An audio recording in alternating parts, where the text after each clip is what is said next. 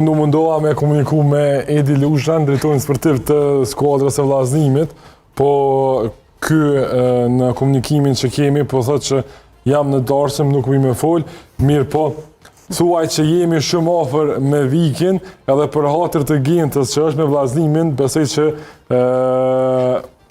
marrëveshja do të arrihet. Ndoshta kemi pak nevojë për ndihmën e Gentës edhe profës që më u mbyll marrëveshja me Vikin. Po thotë edhe këtu me njafshëm, a? Edhe këtu me njafshëm.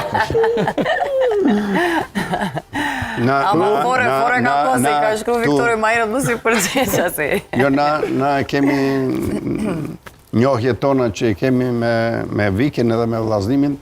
Unë po mendoj që Viktori i shfrytëzoi njohjen tonë me Edin. Kemi me intervenu të Edi që me aplotsu kushtet Viktorit, e jo Viktori me pranu kushtet e vllazënimit. Jo.